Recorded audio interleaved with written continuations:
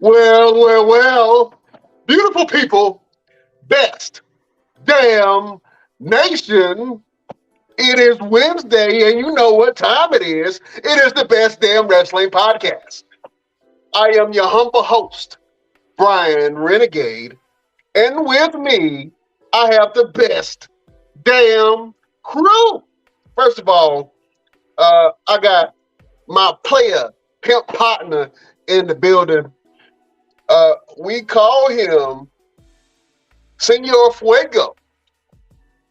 He is a chef, he's a wrestling historian, and he is a certified G.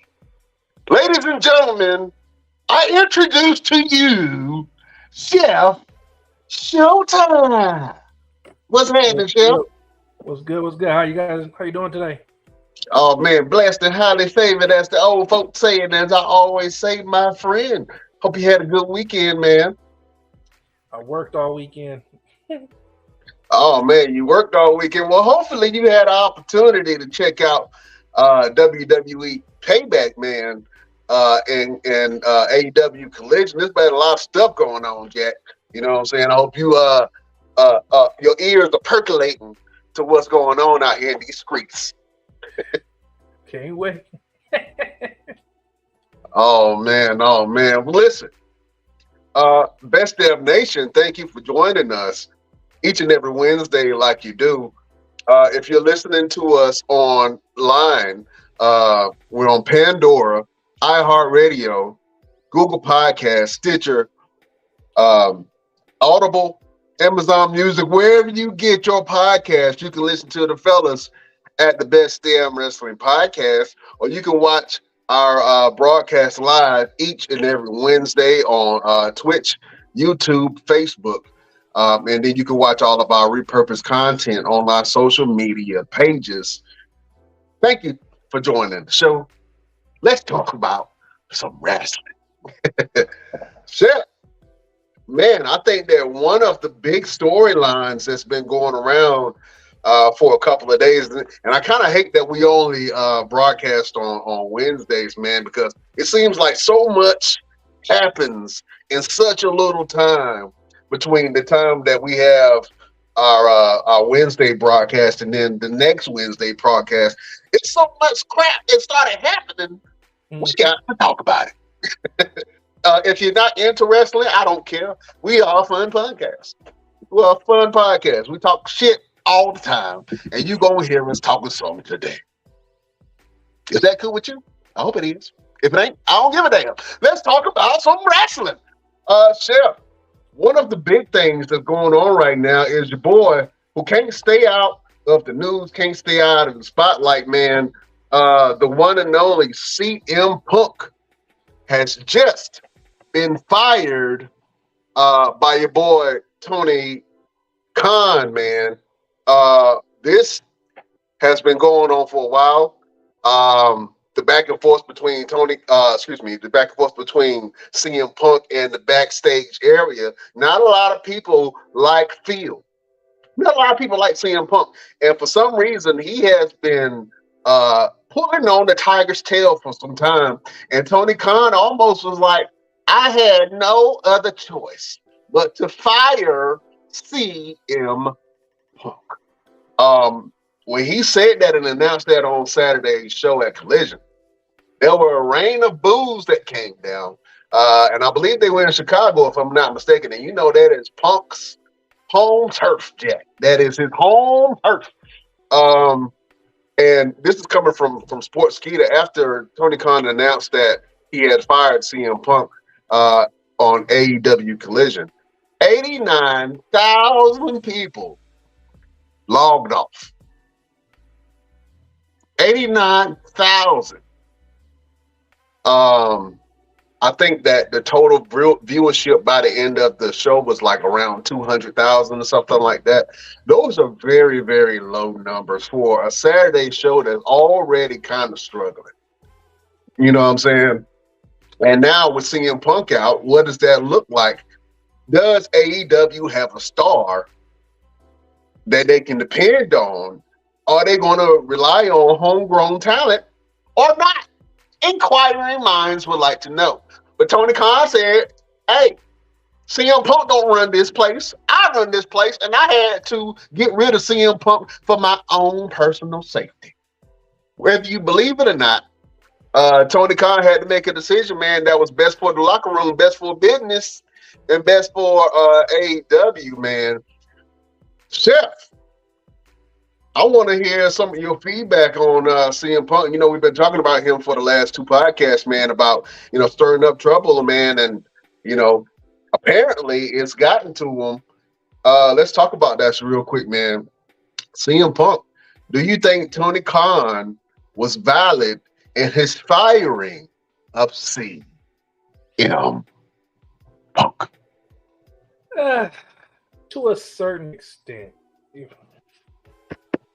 To a certain extent, I feel he's valid firing him, but if 89,000 people logged off after you fire CM Punk, that number's going to double next time. CM Punk brought the controversy. He brought all the shenanigans that made it interesting, But, I get at the same time, you get tired of it, but that brings ratings. And I got a feeling their ratings about to drop. I can definitely see their ratings starting to drop, man, and people them losing viewership. But the thing about AEW that makes it a little bit different from WWF is that they always have fresh, rotating talent that's coming in and out, and they can place any players where they need to.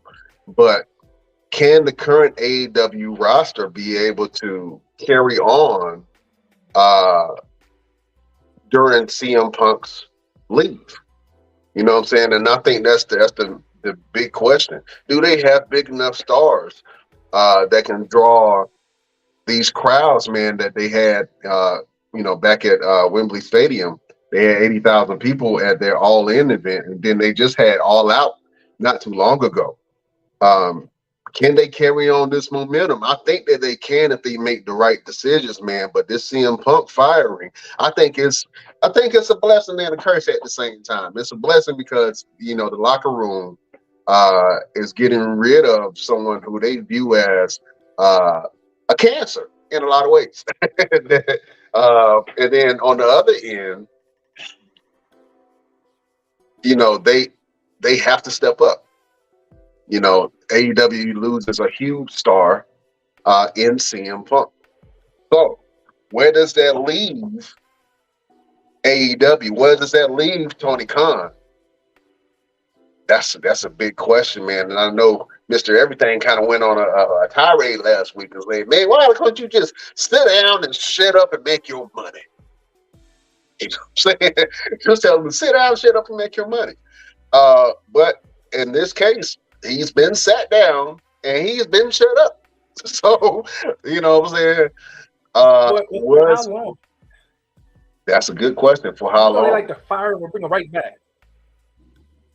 They possibly, but with Tony Khan saying that he feared for his life, I don't see them bringing CM Punk back anytime. How can you say you fear for your life and somebody threatened your life, and then all of a sudden they show up on TV next week? You know what I'm saying? I don't see how that kind of plays in Tony Khan's favor, man. But with CM Punk being gone, like I said, it's an opportunity for other stars to step up. And the only question is who is going to step up to the plate, man. Let me ask you a question, Chef. Do you see any stars from AEW kind of stepping up in that right? No. Nobody gonna bring ratings like CM Punk was doing it. Nobody's gonna bring ratings like CM Punk. Nah. No, nobody got that what you call that pizzazz that'll make you like, oh, let's just watch it because of him. No, nobody got that right now. Nobody got the pizzazz. No pizzazz for that ass. Okay, all right. I'll say. Well, man, listen. I think this is huge news, man. So where does CM Punk go from here? You know what I'm saying? Does he retire? Does he go to WWE? I think that's still a possibility. I don't know if CM Punk really wants to be over there. Obviously, he was trying to I think he was backstage. We had reported that he was backstage at one of the major events. I believe it was the Royal Rumble, and he wanted to come in during the Royal Rumble. I don't, that never ended up happening. But with CM Punk being fired from AEW, there's a strong possibility that CM Punk may come to WWE. And if that does happen, will the fans embrace CM Punk? That is the question of the decade. Fans, I want you to go in the comment box, and I want you to go on our social media pages. And if you think that CM Punk will be good in WWE after all these years and all that crap talking that he's done about the company, man, will he go back home to the WWE? Good question. Inquiring minds will want to know. Let's move off of your boy CM Punk real quick. One of your absolute favorites, man, had a birthday. I believe it's today, if I'm not mistaken, man. We want to wish your boy Braun Strowman, the monster among men, a very happy birthday. Man, Braun Strowman he's still recovering from a surgery that he had not so long ago. I believe it was a back surgery. And he's still recovering from that. So we're anxiously waiting for the arrival of Braun Strowman. I know you are, Jim. I know you are. I'm waiting. I'm wondering if they're gonna do. I wonder if they're gonna. I want Braun Strowman to come back to fulfill Bray Wyatt's little legacy. I want that to happen badly. Him, Bo Dallas. The only thing with that is Bray Wyatt was a one of one, meaning that he can talk. He was captivating. He had all of the fans feeding on his every emotion. I don't know if Braun Strowman, Eric Redbeard, or even Bo Dallas, his brother, can actually captivate the WWE and wrestling world the way that Bray Wyatt did. So carrying on Bray Wyatt's legacy, I mean, that's great. I hope that does happen in some type of way or capacity. But do I see that happening right now? Not really. Not really. I don't really see that happening.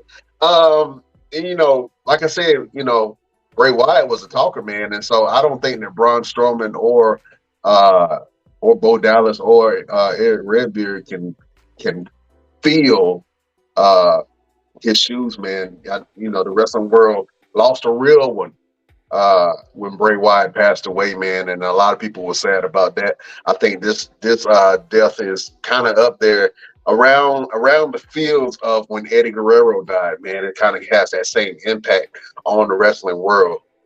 And so, rest in peace to Bray Wyatt. But I would love for Braun Strowman to come back. But if Braun Strowman comes back, let him come back and be Braun Strowman. But with a little storyline and a little personality. You know what I'm saying? Going from one Braun to another one, man, did you catch NXT last night? Nah, I missed it. Well, man, listen.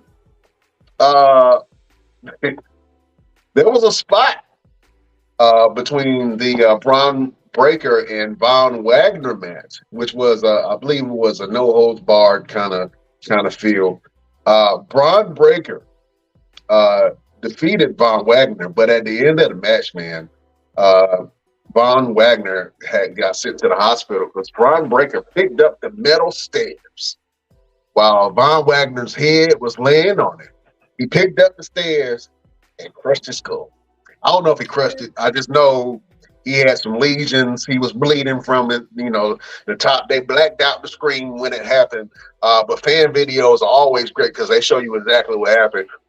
Braun Breaker hit him with the stairs, man, and I don't know if that spot was supposed to happen. I don't know if Braun Breaker kind of went off cuff. But if the spot was supposed to happen to a certain extent, I think Braun Breaker did not hit his mark. And he kind of Well, obviously he hit us, Mark, but and it got us talking about it right now because it's big wrestling news and it's all over the place. But that injury looked pretty severe, man, and I hope that Von Wagner is able to come back and recover from that. And then we also see a good feud going on between Von Wagner and Braun Breaker. But this is the first time that we've really talked about Von Wagner. You know what I'm saying? And I hate that it's in this context because he can go in the wrestling ring. He just really does. He doesn't have a personality, and he looks a little bit like a Neanderthal. You know, what I'm saying old school caveman. You know, we remember them commercials from Geico commercials. He looks like a What do you call hacksaw it, the Jim Duggan. caveman? Yeah, he got that caveman look. You know what I'm saying? But we're gonna see what happens between Braun Breaker and Von Wagner with this injury, man. It looked pretty bad, man, and I think a lot of people were really worried backstage when it actually happened. But Braun Breaker, man, I think that boy is ready for the big time. Go ahead and bring him up to main roster, man. Let him decimate some people. I think that he's ready. He had a little stint as a heel, and if this doesn't put him up there as a heel, and he doesn't have any disciplinary actions from what happened, I would love to see Braun Breaker come on to one of the major shows, man. But you know, we wishing well wishes to Von Wagner, man. That was a pretty bad spot, but I think the Braun Breaker is ready now. Will he get penalized from this incident that he had with Von Wagner? I don't know. Should he get penalized? I don't know. What you think, Chef? No. I just want Braun Breaker to get brought back up to the big leagues so he can beat off in Gunther. I want him to beat Gunther down. That didn't sound right the way you said that, I Chef. know that's what I said. That did not sound the way it sounded in your head. You want him to beat off on Von Wagner? What kind of porn you I want watching? Braun Breaker to break Gunther. Oh man. Well, that's a good one. Let's talk about your boy Gunther since you just mentioned it, man. He had a knockout, drag out fight with your boy Chad Gable, man. That was an absolute classic of a match, man. And we talked about it on the podcast a little while ago before everybody started jumping on the train. But man, your boy Shorty G, aka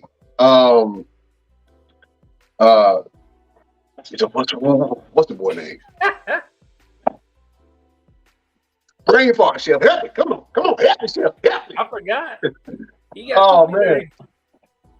Well, anyway, Gunther absolutely solidified his legacy in becoming the longest reigning Intercontinental Champion in history, beating the Honky Tonk Man's record. The Honky Tonk Man held that record for damn near 20, 30 years, probably. It was a long time. You know what I'm saying? I was a Honky Tonk Man fan. Actually, he was just down here in Tucson not too long ago.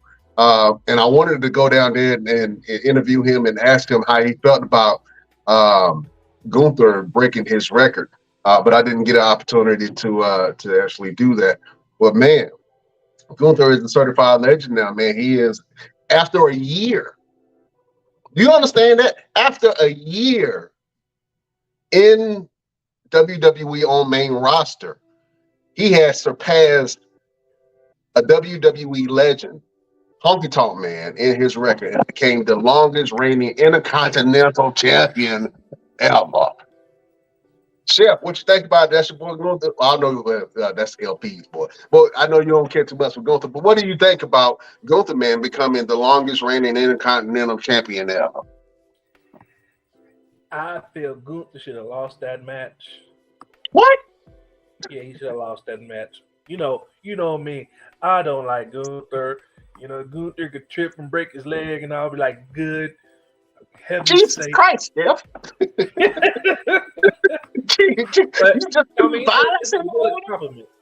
It's a good accomplishment for him, though. You know, that's going to put him into the Hall of Fame. Yeah, I mean, he's a certified legend already. I mean, the boy is only a year in.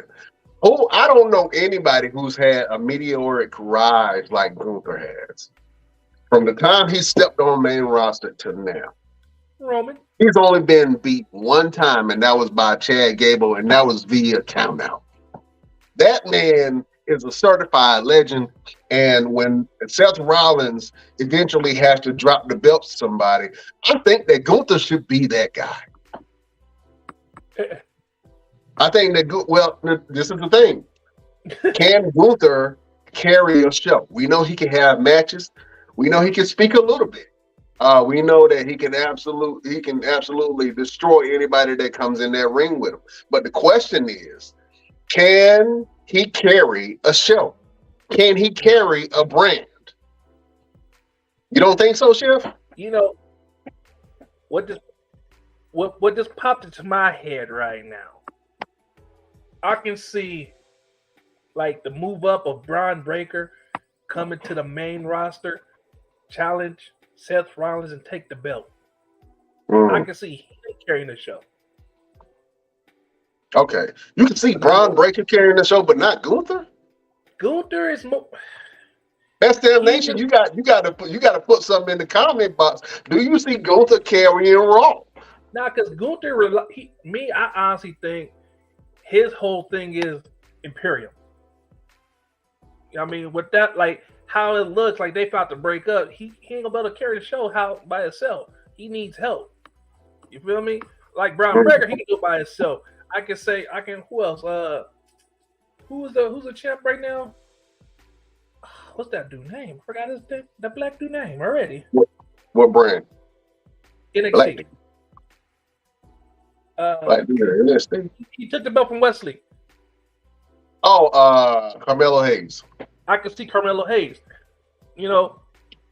running the show. I mean, he'll hold the show for it, but all right. So this is my thing, right? I think that Carmelo Hayes is an absolute star. I think Carmelo Hayes has everything that he needs to become champion in WWE. Right now, he is the NXT champion. My problem with him is I don't know if his character is strong enough to carry a brand. I don't know if he's appealing enough and interesting enough for him to carry on storylines. And I'm not saying that he can't. I'm not saying that he has not. I'm just saying that from a business standpoint, is Carmelo Hayes your guy? Is Carmelo Hayes at 5 foot? What is he? 5'10", 5'8", something like that. 5'10". Is he your guy to carry your brand? Is he your next Shawn Michaels? No, Rey Mysterio. Rey Mysterio was a different beast. Rey Mysterio had fan appeal. Rey Mysterio is one of the greatest luchadors of all time. Even when he first came into WWE, he was fighting monsters. Now I can see Carmelo because you already see how WWE do them. They bring all the new upcoming risers and revamp them just a little bit. They don't do it a lot. Like Butch in NXT, he was going crazy.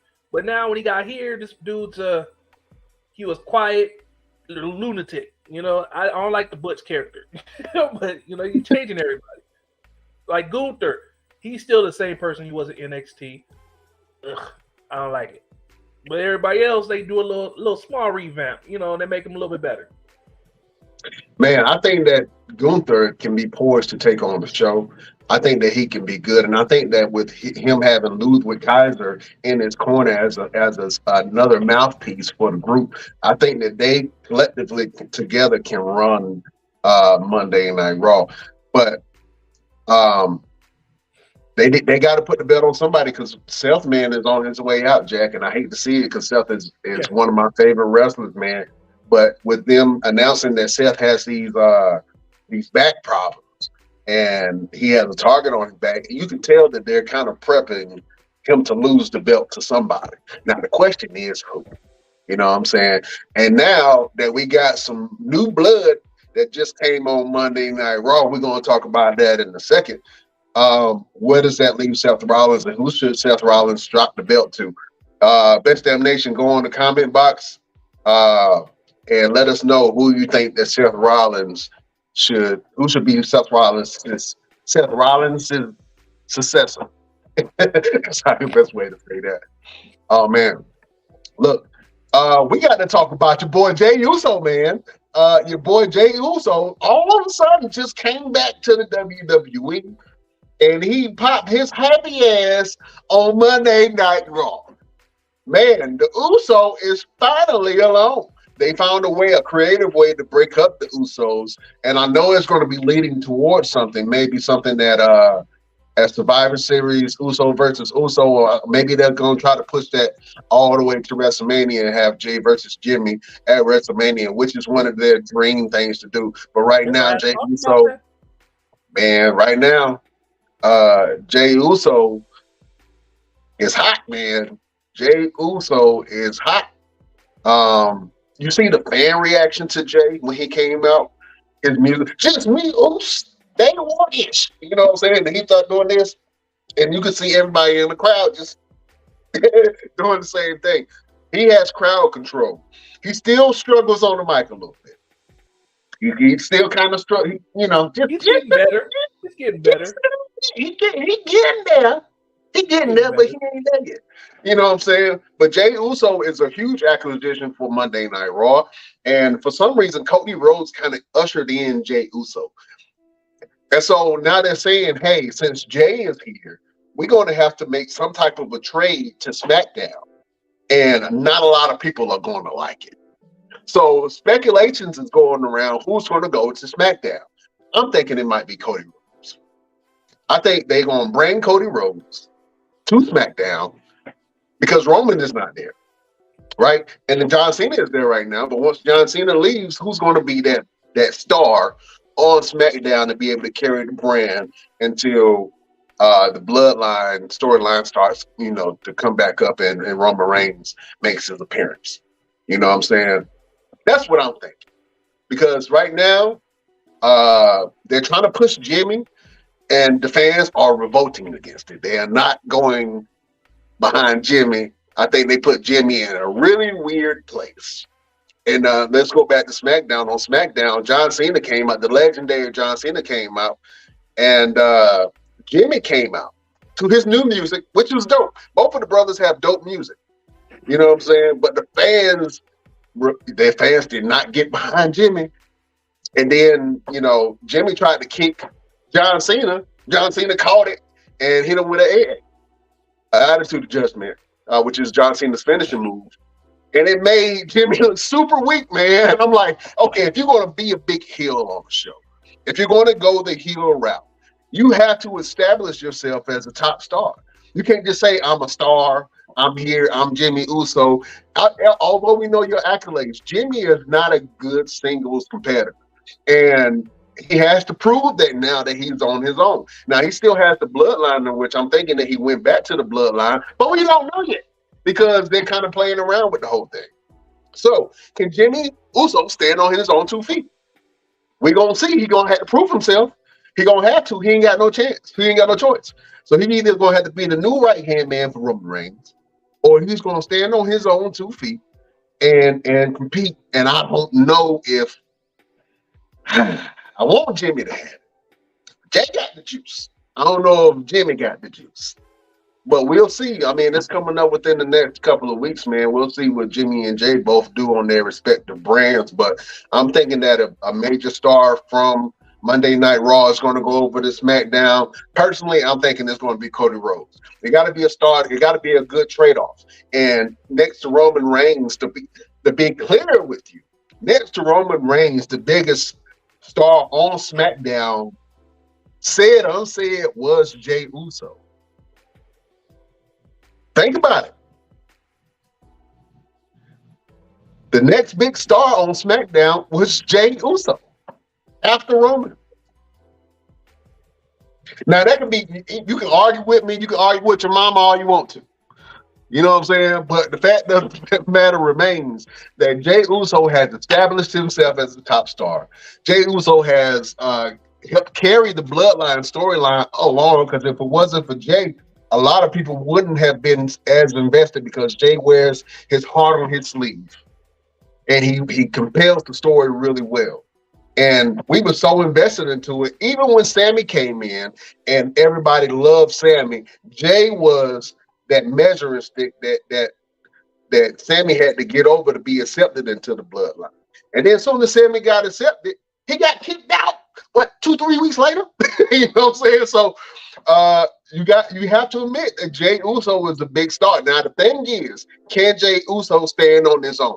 Can Jay Uso win the singles title? That's the question. If you got answers, put it in the comment box for your boy Brian Renegade and show us what's going on. Oh man, Best Damn Nation, holler at a player when you see me on the street, pimp. You know, leave a message, comment if you think Jay and Jimmy can stand on their own 2 feet as WWE superstars. I think Jay can. Jimmy's gonna have a hard time, but Jay can. Jimmy is going to have a hard time, but Jay can. Okay, yeah. I can see that. I can see that. I think Jay Uso. It says it in his name. Now he's on the main roster with the Monday night main event. That's Jay. Jay got a lot of targets on his back, Jack. Jay, this is the thing with wrestling. This is the thing when you're in a wrestling faction and your faction runs Ruckhouse. They go crazy on the whole roster. The Bloodline beat up everybody. Everybody, buddy. It was not one person that was spared by the Bloodline. So Jay coming into Monday Night Raw, number one, a lot of people on Raw feel like Jay is going to take their spot, and he is. A lot of people feel like that Jay Uso is going to be given the spotlight, and he is. Eventually, Jay Uso will win a belt, and he will. So there's a target on Jay Uso's back because he's there by himself. He doesn't have the bloodline, and he's made all of these enemies to the point that when he came out and he was about to go backstage, you had Drew McIntyre music hit, and Drew McIntyre just stood at him looking like a giant, just standing and looking at him. And then Matt Riddle came out, started looking at him. Sami Zayn was Jay Uso's saving grace from getting his ass whooped at some point during that night, because Sami Zayn had to come out and he had his little spiel and say, "Hey, I'm glad that you're here. Whoop-de-doo. You broke away from the bloodline. Good for you." But Sami Zayn had to save Jay Uso a couple of times. When Drew McIntyre was sitting there staring a hole at Jay, Sami was like, "Hey, man, first night back. Hey, stall him out. Stall him out, man. Don't beat him up. Right? Hey, first night back. Just give him. Let him live." Matt Riddle came out, started looking at Jay. Hey, first night back. Let him live. You know what I'm saying? That had to happen a couple of times. I'm pretty sure backstage too. You can't go around beating up people and then causing all these enemies and then show up at your ops house and like, "Hey, man, I'm gonna put my feet on your couch. I'm gonna watch your TV. I mean, all the sandwiches in your refrigerator, and you ain't gonna do nothing but sit here." You know what I'm saying? He made a lot of enemies, and we'll see where the future lies for your boy Jay Uso. So if you got love for Jay Uso, you know, so show some love for Jay, because he gonna need it. What I like about how they did Jay, how they made him a face. Yeah, they didn't turn him heel. You know what I mean? That's what makes it. I think it's gonna make it better because he's going to Monday Night Raw as a face, and then you have Sami Zayn helping him be a better face. Right. So I think it's everybody gonna be like, "Oh, they'll let water under the bridge." Yeah, I think it's gonna be cool for him on Monday. But Jimmy as a heel, that don't look right at all. You just made a turn. You know what I'm saying? Water under the bridge, meaning that, hey, you know, this is old. Don't worry about it. It's nothing. We're going to move forward. I'm going to tell you that water under the bridge is straight sewage. And whether you try to forget it or not, you're going to smell it.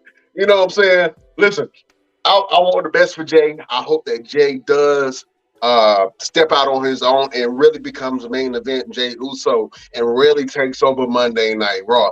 But he has some challenges and he has a lot of competition on Monday Night Raw. And so we will see how Jey Uso stands on his own 2 feet. But man, that's going to be tough. It's going to be tough. You know what I'm saying? Let's go ahead and switch it over, man. Your girl Becky Lynch is back after defeating Trish, after defeating Zoe Stark. She is fighting for the NXT Women's Championship on Tuesday nights against Tiffany Stratton. Man, I don't know what to think of that. Bro, I don't know if that's a good thing or if it's a bad thing. And if she goes there and loses to Tiffany Stratton, where the hell does Becky Lynch go after this? no, I got the feeling they're gonna make her lose. They're gonna make Becky Lynch lose. You feel me? Right. That's what's gonna happen. But at the same time, we cannot skip over the Trish and Becky fight. You feel me? If she had Trish look like a unicorn at the end of the match. You see Oh, yeah. Listen, hold up. You know, I always say it. Did you not see that knot? Did you not see that knot on her forehead? Man, you say she was looking like a unicorn. Trish had a whole booty on her sandwich. I mean, she had a whole booty on her forehead, bro. You know what I'm saying? It was just, this is a sandwich right here. I'm about to eat this in a minute. Don't worry about it. But she had a unicorn titty on her forehead. It was bad. She was beat black and blue, and that was her first cage match that she ever had in her whole entire career, and it kind of showed. But Becky took care of Trish during that match. She made Trish look good during that match. I'll give Becky all the credit in the world because that is a hard thing to do to make Trish Stratus look good. This Trish Stratus, it's hard to do. Going back to that. Yeah, going back to that though. You know, I mean, I have a feeling they're gonna make Becky lose Liz to Tiffany Stratton to build up her character a little bit better because they got her playing that Barbie doll, prissy type. But if she lose, it makes her look stronger, you know. And they're like, oh, that's a fighting champion. You know, Tiffany Stratton ain't no damn fighting champion. We all know this. Like Liv Morgan. No. I think that Tiffany Stratton, and we're talking about the NXT Women's Champion, Tiffany Stratton. I think Tiffany Stratton has all the tools that she needs to be great. I think that she could be the second coming to Mandy Rose, and in a lot of ways, she kind of is. Even though Mandy Rose's character was a little bit different, and Mandy Rose had a little bit more maturity, being on the main roster and having maturity in her character. Tiffany Stratton she's a star in the making.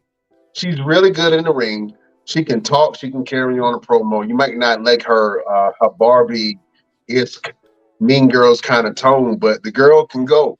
She's good, and she has a great finisher, the prettiest moonsault, which is she jumps up on two of the ropes in the corner, and then flips off the top rope and lands on her opponent doing a beautiful moonsault. So Tiffany Stratton has all the tools that she needs to become a big star on main roster. This is the thing. Do you have Tiffany Stratton drop the belt to Becky Lynch? And if that's the case, then what does that mean? Like, does she come to main roster with the belt, like Dominic is with the North American Championship? Does she stay on Tuesday nights and try to bring more views to Tuesday nights? You know, the New Day did it when they went down and they won the NXT championship, the NXT Tag Team Championships. They brought eyes. Dolph Ziggler, when he became champion and beat Braun Breaker, he brought eyes. And so for Tuesdays, if you put the man Becky Lynch down there on Tuesdays and make her a star and have her elevate all the talent there and still maintain her relevancy on Monday Night Raw, it can work. Will it work? I don't know. How would the fans react to that? I don't know. I think that they should put a belt on Becky. I don't even know who's the Raw Women's champion right now. Oh girl, The fact that it Io didn't Sky, who Io Sky. on Raw. Oh, oh, who is the The fact champion? that you can't even think about it is crazy right now. And I don't know why I don't know that. And I know damn near everything. So I'm trying to really remember who's this, and that's the crazy part. You got the I'm sorry. I'm tripping. I am tripping. Rhea Ripley is the champion. Rhea. But Yeah, you almost forget that she's champion because she's not really fighting for her belt like that. yeah, She just had a knockout, drag out fight with Raquel Rodriguez, which was very, very hard hitting. And it was a great match. But you almost forget that Rhea is the women's champion because she doesn't defend her belt. She's not really interacting with the women like that. She's really interacting with the men. And we're going to transition over to Judgment Day. But man, what is Rhea doing damage, or is she elevating the Raw Women's title? That's a question for you, Chef. she's doing a little bit of both. You know what I mean? Because she's elevating it because honestly, the only person that should have better beat her for that belt was Raquel Rodriguez, but it made her lose it. I mean, it made her lose it, but she bringing it down because she don't defend it like that, like mostly everybody else did. You know what I mean, when Charlotte had it, she defended it every week. But when Bianca Belair had it, she defended it every week. Even when Sasha Banks had it, she defended it every week. She just defended when she's ready and when she wants to. And that sounds like another Brock Lesnar. She's going to Brock Lesnar Roman Reigns route for the Yeah, women's title, and I'm not mad at it. And even though she's on TV every week, she's not really defending her belt like that. I just saw something where I can't remember who had made a comment, but they were talking about Io Shirai. I believe it was Conan. He was talking about Io Shirai, or Io Sky as she's known now, and saying that she is a boring champion. She really doesn't have a personality that you can get behind, and that they're kind of playing around the fact that Bailey kind of might try to do something yeah. and try to take the belt off of her or something like that. I like Io Sky. I still think it was a little early for her to get the championship. I think that she should have stayed like a good year in and just put out amazing matches and then throw the belt on her. I think it was way too early because we're seeing that it doesn't translate well to main roster. Even though the fans like Io, as far as her carrying the title and doing something to elevate the title, she is not doing that as we speak at this moment. Will she? Possibly. I don't even know that she's gonna hold the belt long because she definitely does have. I mean, Bianca's still there, even though Bianca has just got written off of TV, and of course, the great Charlotte Flair is on SmackDown. Throw the belt on her. Throw the belt on her and give me Charlotte versus Rhea Ripley at Survivor Series. You know what I'm saying? And I'm not taking nothing from Io Sky. I'm an Io Sky fan. But right now, Io is not elevating the women's title. So when you go to SmackDown, the only belt that you really have on SmackDown, and this is crazy, it's the U.S. title, which Rey Mysterio was holding. Roman is not there to defend his title. Io Sky is the weak character right now, even though I love Io Sky. Her character is not strong to be able to hold that title on her own. The tag team titles are still unified for some strange ass reason, and they're on Monday Night Raw. You know what I'm saying? So technically, the U.S. title is the only title on SmackDown, which is weird to me. You know what I'm saying? So I want to see everybody kind of step up more. I really do, especially on SmackDown. Now, like I said earlier, with Jey Uso being traded to Monday Night Raw. Who does SmackDown get? And I'm trying to think who does SmackDown get, who would benefit on being on SmackDown. And the only person that I can think of that's a big enough star that can translate well on SmackDown is Cody Rhodes or somebody from the Judgment Day.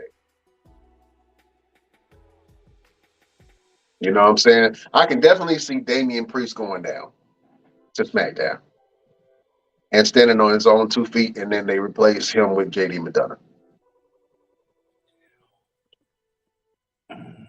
I can definitely see that happening. But you know, or Finn, yeah. But with Finn, but the thing is, will Finn make an impact on his own? And I'm not saying that Finn can't stand on his own 2 feet because he's done it for years. But with Judgment Day, and let's go ahead and talk about it. Since you just mentioned Finn Balor, man, Finn Balor and Damian Priest had a battle at Payback, man, against Sami Zayn and KO, and they ended up pulling off the win. Now, first of all, this win was a complete team effort. It took 5-6 people to beat down on Sami and KO to take these belts off of them. JD McDonough stepped in, Rhea Ripley stepped in, Dominic Mysterio stepped in. It was just a lot of moving parts. And Sami and KO couldn't keep up, man. They could not keep up. And so now you have Judgment Day literally holding all of the gold on Monday Night Raw. And I want to show this before and after picture, man. You have March 2023, and then you have now. Now, Judgment Day has all the gold. They have the women's title. Damian Priest and Finn Balor have the tag team titles. Dominic Mysterio has the NXT North American Championship. And Damian Priest also is holding the Money in the Bank belt, which he is senior Money in the Bank belt, which now he is senior Money in the Bank. And that's a great picture, man, with Judgment Day now being the top faction in WWE. I believe that if they stay on the right track, stay motivated, they can be very dominant for a long time. But, you know, they've been showing some cracks. I'm pretty sure those cracks are going to start coming up again. But I'm glad to see that Judgment Day actually worked as an experiment. I think Edge should be somewhere crying tears of joy and upset at the same time. Even if he came back, I think he would be a great manager for Judgment Day. But I think that since they're considering themselves all equals, I'm not sure if they're really looking for a leader. Although Rhea Ripley is said unsaid the leader of Judgment Day for real. But it's good to see the Judgment Day is in their winning ways, man. And JD McDonough is kind of trying to slide his way in there. You know, I was trying to figure out the other day, who did JD McDonough remind me of? I couldn't quite put my finger on it. I was like, he reminds me of somebody. I don't know who, but he really reminds me of somebody. He has a huge head. He's always angry. And he's a formidable opponent. I can't quite. He kind of reminds me of Lord Farquaad on strength. Lord Farquaad. Big head, little body. Man, JD McDonough is dangerous in the ring. He can be a true asset to Judgment Day, and he actually really fits in.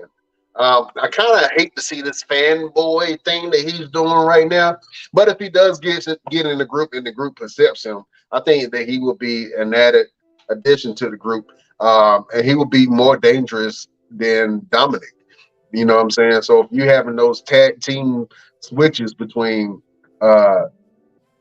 Finn and JD McDonough, or even Damian Priest and JD McDonough, I think that they can be a real force if they do add JD McDonough to the mix. You know what I'm saying? But that's something that we shall see. Uh, Chef Showtime, my playing partner. Um, we got to talk about it, man. It was a lot of events that happened, right? We got to talk about Payback and some of these matches from Payback. First of all, one of the best matches that I saw, and I'm gonna go back to this picture I have an impression of, was LA Knight versus The Miz, which surprisingly, this match was really good. This was one of the promos that The Miz did on LA Knight, where he completely roasted LA Knight and he kind of broke down LA Knight as from a character standpoint of how generic he is and how The Miz is actually a real authentic star. But this match was great. I loved every minute of it. I thought that The Miz really showed up and showed out during this match. I thought that he did a great job in showing that he's a top talent, man, and that he can kind of bring anybody over. Of course, LA Knight won the match at the end, but The Miz, I was very impressed with The Miz, and I hope that he does get more time on TV because The Miz is an absolute star. Chef, what did you think about The Miz versus LA Knight match? I love the match. The match was, at first it started off slow, but it got better. I like okay, the match got good, and it got me interested to watch it. Because at first I didn't want to watch it because I don't The Miz. I mean, he's been the same since he came into the show, But LA Knight, it's a new upcoming star, is rising to the top. Man, made me like this. Yeah, man, I think I really enjoyed that match with them too. Let's talk about another match that happened, man. We just mentioned it a few minutes ago. We had Rhea Ripley versus Raquel Rodriguez. I thought that match was a slobber knocker, man. Them girls were swinging for the fences. I'm talking about blood, everything. That was probably one of the best women's matches, hit for hit wise, that I've seen since watching like New Japan type stuff. You know what I'm saying? So I absolutely enjoyed the match. I thought it was good. I think Rhea really showed herself as a dominant heel, and then Raquel Rodriguez was beating Rhea's ass a couple of times. You know what I'm saying? She was on that ass. But it was good though. I thought that they had a great match, man. I thought that they really matched up really well. Of course, slimy ass Dominic came in and secured the win for Mommy. But the Battle of the Mommies was really good. This was what I call it, the Battle of the Mommies. You know what I'm saying? I thought this match was really good. And Raquel is requesting another match with Dominic Mysterio being barred from ringside. But I'm pretty sure another member of Judgment Day will come in and help. If she's smart enough, she would have said bar all the members from Judgment Day instead of just Dominic Mysterio. Still have help though if they did that, because JD Madonna is not. He's not part of the Judgment Day. Right. You're right about that, Chef. But I want to see them go one-on-one again, man. I absolutely love that match, and I think that they can do some great things the next time that they face each other. We also want to talk about this match, man. Shinsuke Nakamura versus Seth freaking Rollins. I thought that this match was really good also. I love how Shinsuke was able to speak in his own language during the promos, man. I thought it was awesome for them to allow him to do that, because I think that he's more comfortable speaking his own language. And to be honest with you, it felt like Shinsuke was like the ultimate bad guy in a martial arts movie. You know what I'm saying? He was Shane Sung. You know what I'm saying? He was very believable, and I actually thought that Shinsuke Nakamura was going to take the belt off of Seth freaking Rollins during that match. And Seth pulled out the last ditch effort win at the end with the stomp. But boy, did he get his ass whooped. He even left out in a wheelchair. His wife had to wheel him out of the arena, man, because his back was so jacked up. Shinsuke Nakamura showed how dangerous he actually is. And even on Monday Night Raw, when Seth Rollins was like, hey, man, we got to run this back. It didn't sit well with me. We got to run this back. Shinsuke Nakamura was like, no, He was like, "What you mean? I'm giving you a title shot. I'm giving you a shot to the gold, and you telling me no? That don't make sense." But in Shinsuke's mind, he was like, "I'll do it on my own turn," and I'm glad he didn't do it because he really would have been picking the bones of Seth Rollins. You know what I'm saying? Like, if Seth did lose it, and lose it in that way, I'm not sure how the fans would react to that, and if they would react in the manner that management would want Shinsuke Nakamura to come in holding the gold. And it's Shinsuke the guy. I don't know. I thought he was. I thought he was to take it off himself. But, that match was really good. I hope they did do it again. I think they will do it again. But man, I love that match. I thought it was really good. Really good build up to it. And I love seeing it. We just talked about tag team titles changing with Sami Zayn and KO versus Judgment Day. Judgment Day took that and is now holding all the gold, man. So it was some really good matches on the Payback card. Chef Showtime, we got to do this. We have to go back to school and overall grade WWE Payback. Excuse me, class. Class. Shut up! Wow! Chef Showtime, if you had to give the Payback event a grade from A to F, what would you grade Payback? A B. A B? Woo! High marks from Chef Showtime. What made the show a B, Chef? Yeah, I think it was the Miz and LA Knight. That made it a B. Like it should have had more. Let me put this the right word. They should have more matches. It was too short for me. It was too short. Yeah, it was a little short, and I think that they could have added some more matches. But I believe they also took off some matches.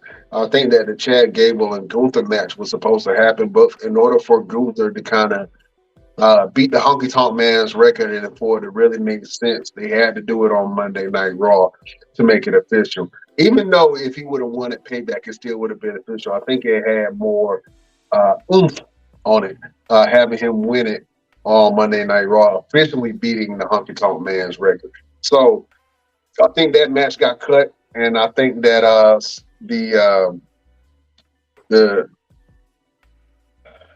think that match got cut, and I think another match got cut also. But I thought that the event was actually really good.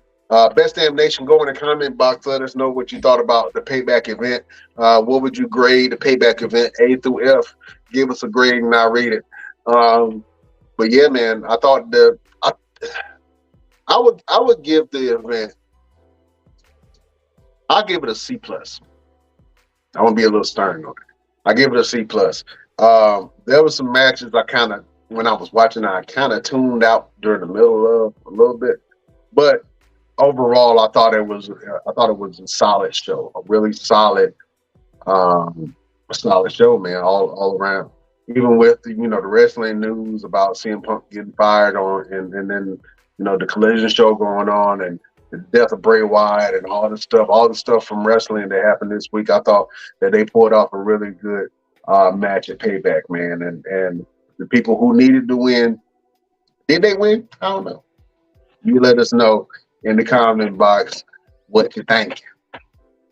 Man, Chef. Man, this was a hell of a show. We usually go a little bit longer. But I think that today we're going to let the people breathe a little bit. And we're going to have some more footage. So fans, you know what I'm going to do, Chef? I'm going to make this a little different. I'm going to go back because I love showing this interview. This was one of our top interviews that I really wanted to get. We're going to have him come on the show later on this year, man. But we had to ask the great Ron Simmons some questions, man, and he talked to Mr. Everything and let him know a couple of things about himself and some of his favorite matches, and how does he feel about black, young, up-and-coming black stars really making an impact in the wrestling world. So, beautiful people, I'm going to bless you with a blast from the past. Listen to this interview from the great Ron Simmons and the Best Damn Nation's very own Mr. Everything, Victor Andrews. Ladies and gentlemen, this is Mr. Everything, Victor Andrews, and I am blessed, beyond blessed to have this legend of professional wrestling, this Hall of Famer of professional wrestling, Mr. Ron Simmons. Yes, sir. Man, I gotta tell you, I usually don't get lost for words, I usually don't get starstruck, but I mean, you are the uncle for all of us. You are the reason why we do the things that you're the reason why we're able to do the things that we're able to do. You know, coming from you, and particularly being a young black man, I can't tell you how much that means to me. But see, understanding this, right? Everything has a beginning, and for myself, others lay the platform for me. So, you know, that's what I'm supposed to do, you know? Continue that going, you know? So I know I'm doing that, if that's what it means to you. So that's what I'm expecting you to do. Okay. You know what I'm saying? Okay. Right, so that's how that goes, you know? Absolutely. No, Ron Simmons didn't do it by himself. I had others to come before me that laid that stage, you know, and said it for me. So I'm keeping that going, you know, and you're gonna keep it going. Absolutely. You know what I'm saying? Absolutely. So yeah, man, it means everything in the world to me. So, being the very first African-American world heavyweight champion. Black. Yes, black world heavyweight champion. Right. Explain to me what that feeling was, and explain to me how you felt seeing someone like Kofi Kingston becoming the first black WWE champion. The same way, brother, looking at the, you know, as it's when it set in for me, right? I'm sure the feeling was the same. You understand me? Because I didn't really grasp it at that point. My sights were set on just being champion. Okay? Later on, the significance of it hit me. You understand? Because of the way it's reverberated over the years with you, right? With others. And the best part about it is that not only with just young black men, you know, hey, we're talking women, of all other people, of all other colors and ethnicity too, you know what I'm saying? So man, listen, all these years later, for it to have that impact, I mean, you can't ask for no more than that, you know? Hey, I'm a blessed man, you know what I'm saying? Absolutely, Yeah, absolutely. yeah, no doubt. So one more quick question. Of all the years of being in a tag team, or you and Butch, and then you and JBL and APA, everything you've done, Nation of Domination, tell me, what is the most profound moment of your career? And once again, we just finished talking, right? And I've been in some wonderful, you know, with some great tag partners, you know. Butch being a mentor to me, right? And of course being in the tag with JBL, right? Hey, both are fantastic, right? But becoming world champion and being the first black world champion, that impact, brother, listen, that's it, you know what I'm saying? Right. That's the highlight. Absolutely. You know? Absolutely. And for the meaning, not just being champion, but the meaning of it. Yes. You know, right, for the inspiration, inspiring others, you know, like you said, you know, and I just had to sum my entire career of it just be, damn. It's Mr. Everything, Ron Simmons, back to you at the guys of the Best Damn Wrestling Podcast. Thank you. Oh man. Damn! I have to say that Mr. Everything's damn was pretty weak compared to Ron Simmons' damn. I wish he would have put a little bit more pace in that damn. But that was a great interview from your boy, Mr. Everything, interviewing the great Ron Simmons. That's an interview that we've been trying to get on the show for a while, man. So we were blessed to have that. that interview from Mr. Ron Simmons. And listen, we got more interviews coming for you later on this year on the Best Damn Wrestling Podcast. So tell your mammy and them, your uncles, your cousins, your grandma that the Best Damn Wrestling Podcast is on, and we got more interviews for the beautiful people. Chef, man, let the beautiful people know what you got going on and where can they find you. Work, and more work. And you can find me on Facebook as Dante Carter. You can find me on Twitch, Dante Carter. All right. Twitch, Twitter, Black Planet, MySpace, you know what I'm saying, Pornhub, all those places you can find Chef Showtime. And show Showtime some love, man. My name is Brian Renegade. You can find me on all platforms at Brian Renegade. I got some good stuff going on. One of the things that I really want to promote is Blue Hearts for Autism. We are growing and moving with that. Blue Hearts for Autism provides resources and medical equipment and homemade for individuals who have autism and other disabilities. So if you want to support a good cause, they have coffee that they sell, they have paraphernalia that they sell, or you can just go donate to a good cause. So go to www.blueheartsforautism.com and support a great cause. And of course, if you want to support the show, you can go to our social media pages, man. We all over the place. You can go to our Instagram at The Best Damn Wrestling Podcast. You can visit our Facebook group at The Best Damn Wrestling Nation. That's a private group. You go in and you can see all the content that we post. You can go to our Facebook page at The BD Wrestling Podcast, where we post all our stuff and you can actually watch the episode. You can go on our Twitter at Best Damn Crew. You can visit our Twitch at The Best Damn Wrestling Podcast. And if you have a TikTok, you can visit our TikTok at Best Damn Wrestling Podcast. And if you would like to support the show, well, the only thing that you have to do is you can go support the show a couple of ways.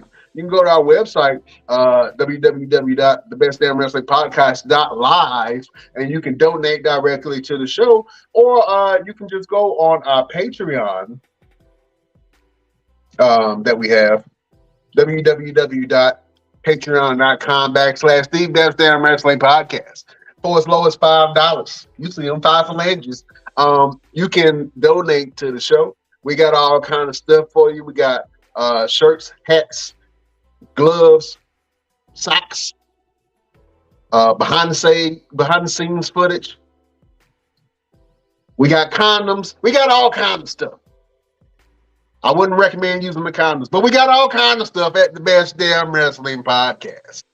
So go and visit our Patreon page, www.patreon.com/The Best Damn Wrestling Podcast to support your boys.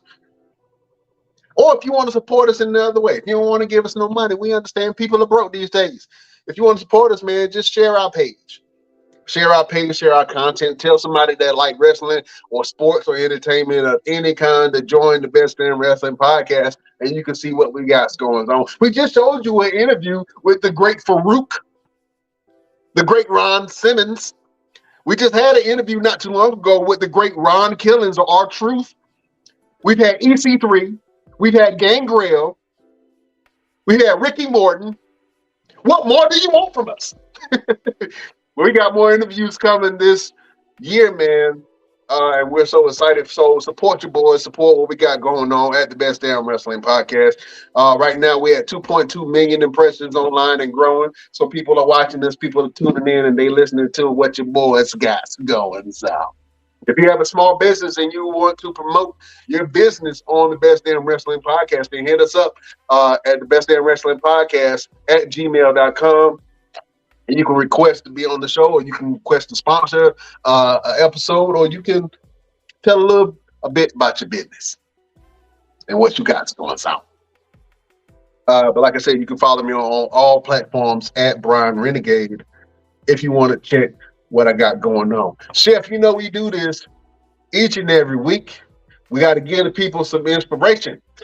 We got to leave the people with some hope. We got to give a good word for the beautiful people. Thinking in my preacher bag. Chef Showtime, do you have a final word, a word of motivation for the beautiful people to get them through their week?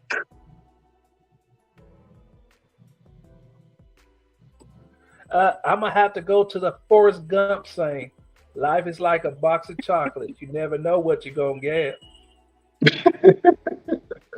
I like that. Life is like a box of chocolate. You never know what you're going to get. But either way, whatever you get, you just take it in stride. You know what I'm saying? Take it in stride. A word for the beautiful people that I have. Take care of your body, people. Your health is number one, especially when you start getting up there in age, start thinking about your health, and especially when you get over 30, things that used to work don't work no more. You start, bones start cracking, back start aching. You know what I'm saying? You eat a sandwich and you just get fat and look like you're 3 months pregnant. But take care of your body. Take care of your health. Your health is your number one asset. Your health is the thing that's most important, more than money, more than anything else. You got to take care of yourself. You got to be here for the people that love and depend on you and care about you. You know what I'm saying? So take care of your health. Take care of your body. Take care of your mind. You know what I'm saying? If you having some issues and you need to talk to somebody, find somebody to talk to. Mental health is just as important as physical health. You know what I'm saying? So you have to do both. So get you somebody that you can talk to.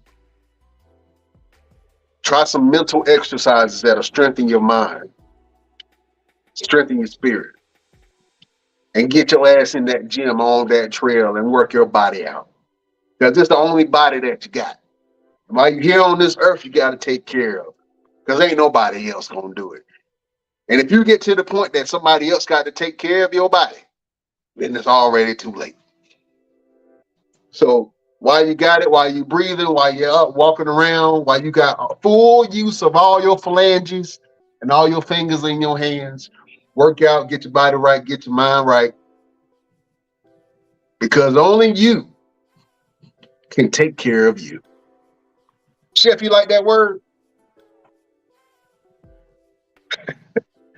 Oh, man. Well, listen. Very good word. Acting up. Oh, no, you good, brother. Well, listen. We can't hold you no longer, people. Visit us on our social media pages. Share our page. Show us some love. And as always, we love you. We care about you. And we will see you next week on the next Best Damn Wrestling Podcast. Chef, you are a gentleman and a scholar, sir. We will see you next Wednesday. Beautiful people, we bid you adieu. Bye-bye, bitch.